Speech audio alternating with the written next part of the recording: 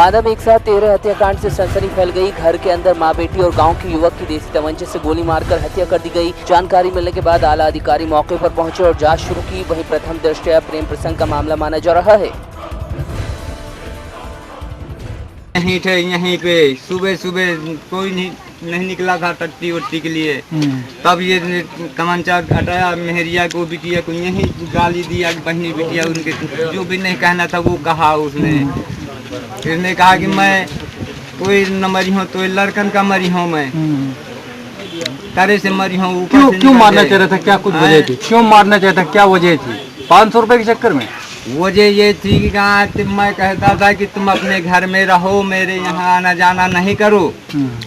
क्या प्रेम प्रसंग का कोई मामला था क्या? नहीं, कोई नहीं था। आपकी बटाई खेती में ले लिया बटाई की, तो अब ये क्या है, जरूरत है कि औरतन से बात करना है। मुझसे बात करो, मैं मर्द हूँ, मुझसे बात करो, मैं खेती लेता हूँ, मैं आपकी मजदूरी करता हूँ, मुझसे बात करो। वो कहे हाँ मेहरियन से बात हुई, मैं कहा हाँ न हुई, भैया बाहर बात कर ली जाऊँ, करे को मुझसे बताओ। अब ये तमंचा से मारा होगा, मैं तो गया नहीं अभी अंदर, मुझको जाने नहीं दे रहा है अंदर अभी। जब मौके पर पुलिस आई तो सूचना मिली थी कि एक माँ बेटी की हत्या कर दी गई है और एक और डेड बॉडी पुलिस को मिली है। जो यहाँ लोगों से बातचीत हुई है, अंदर हमारी FSL की टीम है। प्रथम दृष्टया ये देख रहा है जो युवक थे उन्होंने दोनों की गोली मार कर हत्या कर दी और स्वयं को भी गोली मार लिया है। अभी थोड़ी जांच चल रही है, बॉडी को पोस्टमार्टम के लिए भेजा जाएगा। हमारी FSL की टीम यहाँ लगी हुई है, लोगों से पूछताछ की जाएगी, जो कि कारण पीछे और चीज़ें सब सामने आ जाएगी और उसी का आधार पर हमें आगे की बयानी कर रहे हैं। कुशीनगर में भाजपा नेता चंचल राय पर पुरानी रंजिश में आधा दर्जन लोगों ने धारदार हथियारों से हमला कर दिया। हमलावरों ने भाजपा नेता के सिर से लेकर शरीर तक कई जगह धारदार हथियारों से वार किए। भाजपा नेता को उनके भाइयों ने जिला अस्पताल में भर्ती कराया, जहां से गंभीर हालत में गोरखपुर मेडिकल कॉलेज रेफर किया गया। मामला सत्ताधारी पार्टी के नेता से जुड़ा है, लिहाजा अधिकारियों में हल्का मचा हुआ है। फिलहाल मामले की जाँच की जा रही है।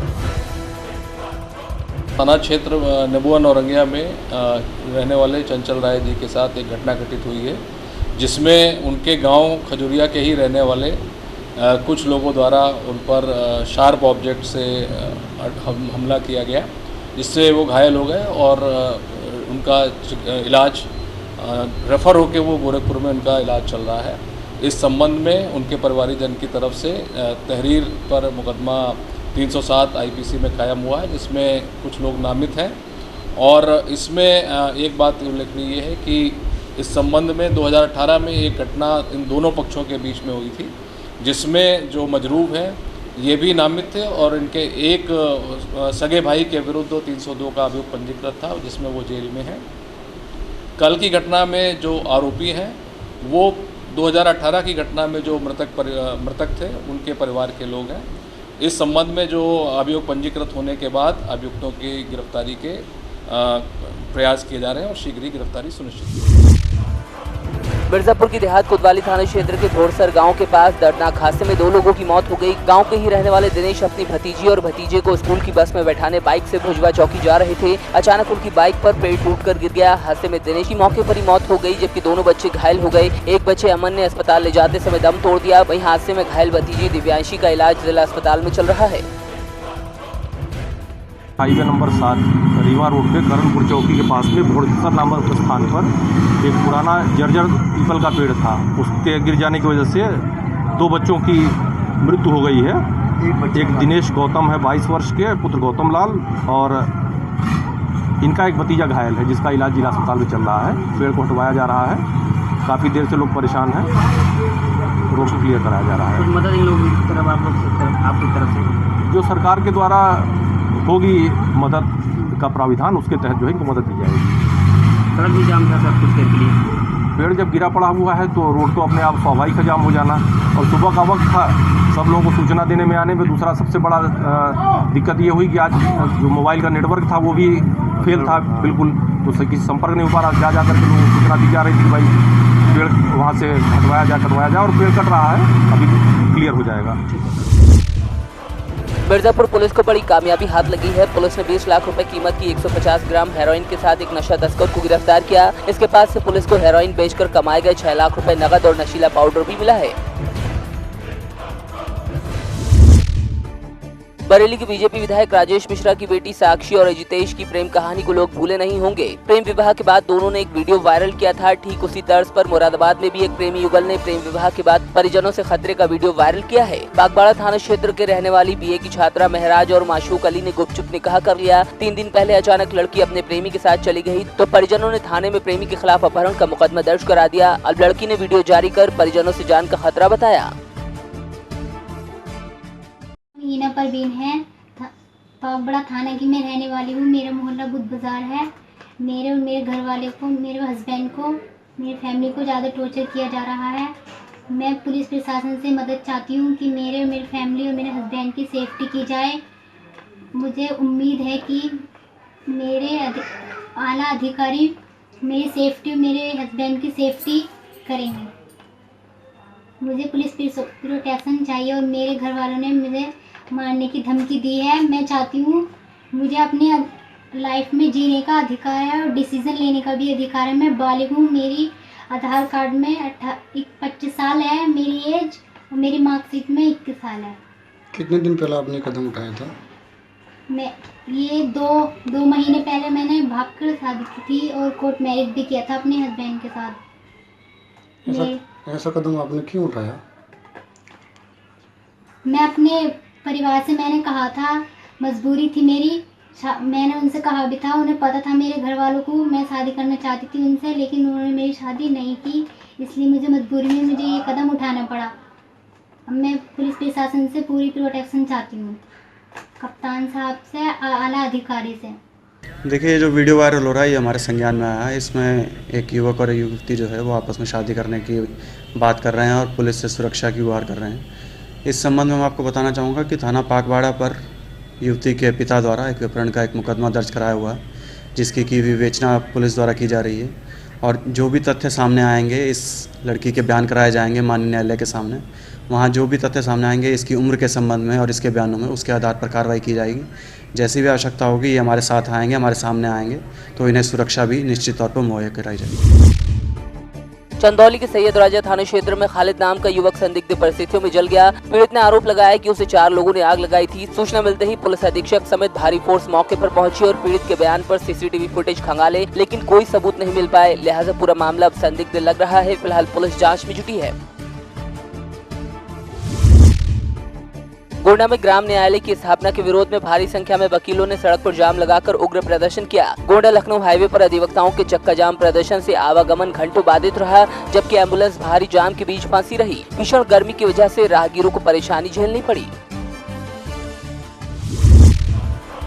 बरेली की शाही में कांवड़ियों की ट्रैक्टर ट्रॉली से बिजली के तार टच होने की वजह से एक कांवड़िये की मौत हो गई, जबकि दूसरा गंभीर रूप से घायल हुआ है। फिलहाल घायल को बरेली जिला अस्पताल में इलाज के लिए भर्ती कराया गया। बरेली के आंवला से कचला जल लेने गए कांवरियों का आंवला लौटने पर स्वागत किया गया। नगर के लोगों ने मुख्य द्वार पर पुष्प वर्षा कर कांवरियों के साथ खूब जश्न मनाया, तो वहीं कचला से जल लाकर शिव मंदिरों में चढ़ाया गया। सावन के महीने में बागपत जिला हिंदू मुस्लिम एकता की मिसाल बना हुआ है। कई मुस्लिम बहुल इलाकों में मुस्लिम समाज के लोगों ने कांवड़ शिविर लगाए हैं, जिसमें हिंदू मुस्लिम मिलजुल कर शिव भक्तों की सेवा कर रहे हैं। वहीं कांवड़ के रास्ते पर जिला प्रशासन कांवरियों को तमाम सुविधाएं उपलब्ध करा रहा है। उधर डीएम एसपी ने भी कांवड़ यात्रा के रूट का निरीक्षण किया, साथ ही कांवरियों का हाल जाना। बरसात में डेंगू और डायरिया के मरीजों की संख्या बढ़ती जा रही है। वहीं इन बीमारियों से निपटने के लिए मोगा के सरकारी अस्पताल में डेंगू और डायरिया के मरीजों के लिए पुख्ता इंतजाम है, मगर जच्चा बच्चा विभाग में हालत बेहद खराब है। मरीज घंटों बैठकर अपनी बारी का इंतजार कर रहे हैं। मोगा का सरकारी अस्पताल पंजाब के मालवा का वो अस्पताल है जहाँ महिलाओं की डिलीवरी के केस ज्यादा आते हैं। हर महीने 600 तक डिलीवरी के केस आते हैं, लेकिन जिस अस्पताल में 4 महिला डॉक्टर होने चाहिए वहाँ सिर्फ 1 महिला डॉक्टर सारा काम देख रही है। कुछ बिल्डिंग इंफ्रास्ट्रक्चर की साडी मेजर इशू है ते स्टाफ शॉर्टेज है। 2 गल्लां चल रही हैं। बिल्डिंग इंफ्रास्ट्रक्चर वास्ते सानू फंड मिल गया गवर्नमेंट तो ठेकेदार भी आ गया गवर्नमेंट वालों, काम शुरू हो गया है।